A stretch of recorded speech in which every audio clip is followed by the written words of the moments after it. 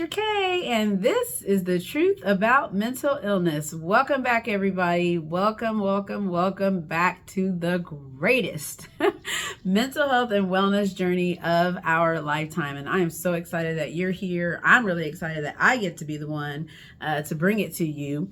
Before I get into my little shout outs, I just want to say that one, this is going to be a quick video. That's the first thing.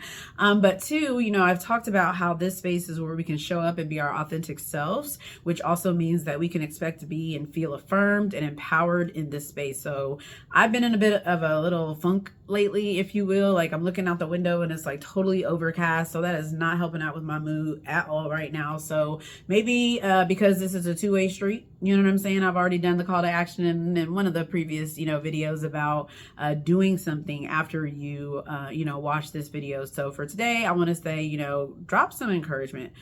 Am I getting this right? Am I right on track with what it is I feel like we need to be, having these little brief interactions and engagements about regarding mental health? Yes, we have so much more to go. Oh my gosh, I feel like the content that I have at this point is quite feeling endless. So drop some comments, in the chat below, and definitely forward this, onward.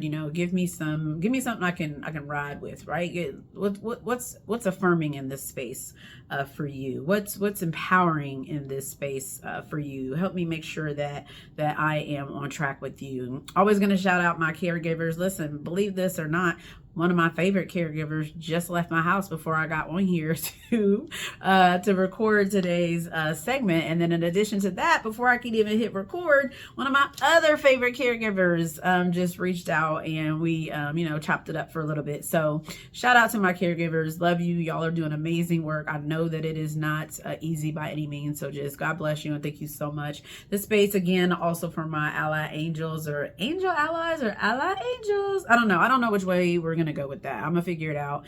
You definitely have input in that. Maybe I'll post something so that you can make some comments, but tell me which one you like best. Ally angels, angel, allies. I don't necessarily have a preference. I think whatever just rolls off my tongue is what I just kind of stick with in this space. All right, so I said that this is going to be a quick one, and it is. I'm going to just quickly share the difference between mental health and mental illness. All right. So I get this statement a lot, which is, oh, Dr. K, I do not have mental health. And I think, you don't have mental health? Do you have emotions? And the answer is always yes. And I say, do you have cognitions or thoughts? And the answer I always get is, yes, I do. Okay. And then do you have behaviors? And yeah, actually, yeah, I do. I say, oh, then guess what? You have mental health. So we all have mental health. We all do not have mental illness. There's a difference there, right? So having mental illness makes it more difficult for an individual's ability to live, to laugh, and to love across all these different areas of responsibility and environments that they may be required to engage in on a regular basis. Okay, so mental health, yes, we all have it. We all have emotions. We all have thoughts and cognitions. We all have behavior. Yes? Okay. Also, all three of those engage our mind, our body, and our spirit. So that's pretty cool as well when it comes to mental health. Now, with mental illness, all of that still exists, except one might find it more difficult to live, to laugh, and to love inside of all those environments and responsibilities of life that equate who we are as emotional beings. So y'all know I like notes, which I obviously didn't use, but I'm going to put this down in my little remote control down here because I'm about to bring a prop into the space, y'all. Like, yes, we are not even like 2 whole weeks swinging into this social media campaign, and already Dr. K is sitting up here with a prop. Now, this prop is an umbrella, and you can see right now, I'm going to tell you something funny, and you know it to be true if you've ever held an umbrella, right? Is that little Velcro piece that is what's keeping this thing together, but for the sake of the fact that I didn't want this to accidentally open up and pop me in the face during this recording, I put put like a little headband on here just so, you know what I'm saying, keep us tight. Let's keep it tight. All right.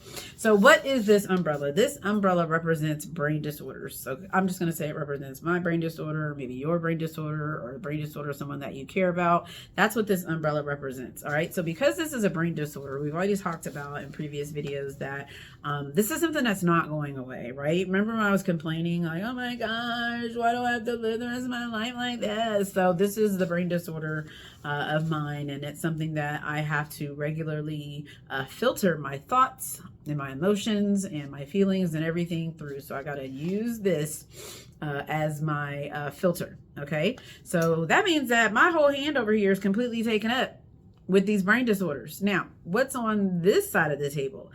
It's my life, right? So I'm just going to tick off some things that we may have in common, or some that are pretty common across, you know, different walks of life. You may have a partner. You may have an animal that you're responsible to care for. You may have children. Oh my gosh, I just put an animal ahead of children. It's fine. I love dogs, by the way. So you may also have work. You may have education. You may have your faith community. You may have volunteer work. Maybe you are an athlete. You like to do intramural sports, if you will. And so anything else that just equates the beauty of your life that you are part of, that you're responsible to showing up to with other people, or an environment that that you are called to be in particular. All right, so that's what we have on this side. So we are still required, because of these brain disorders, to function at some capacity with these brain disorders through the filter of a brain disorder, but still be able to function at some wellness level of capacity through all these other areas of our life. Can you start to see how hard this is?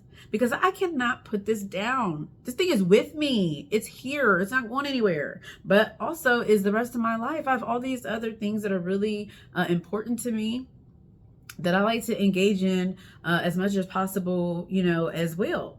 And so one thing I didn't tell you about this umbrella that represents your brain disorders is that I did not tell you how you have to carry it. That's one thing that I did not say, right? So this is the way I'm holding it now, and I still have to manage all these areas of my life. However, because I didn't say how to carry it, what if now I'm saying, go ahead and carry that brain disorder any way you want to. All right, so now we're going to flip this over.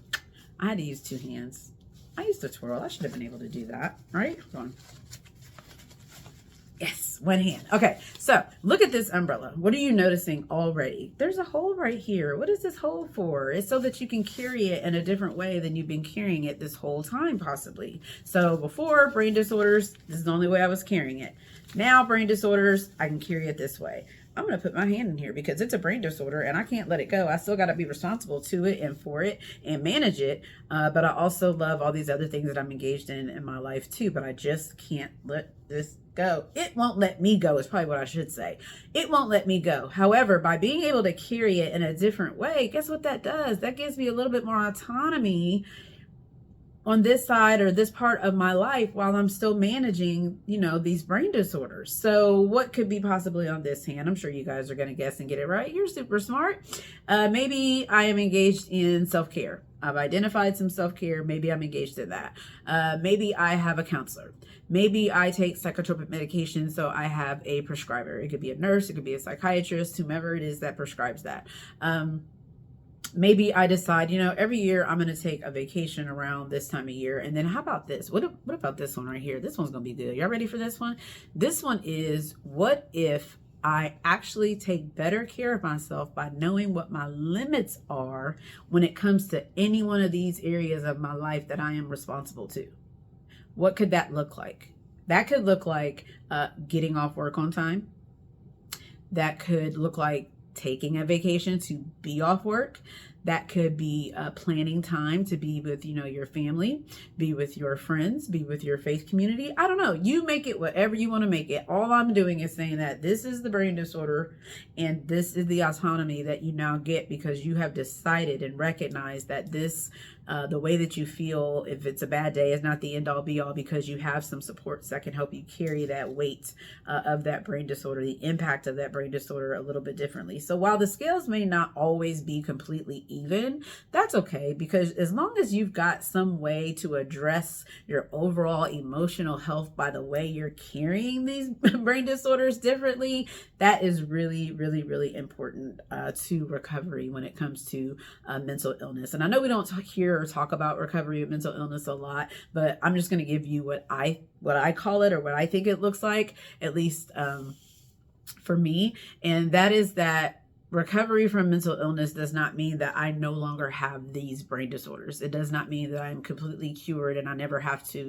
experience this, right? Because I still have not put this down. It is the way that I'm carrying it, right? The C.S. Lewis quote that I gave in a previous video about the weight and how you carry it. Okay. So not letting it go, just feeling better about how I respond. That to me is what equates recovery with mental illness. So the brain disorders is not going away. However, the way that I decide to respond, the way that I'm able to identify and recognize my symptoms and talk about them with my counselor, with my provider, or even with a friend to say, you know what, today sucked.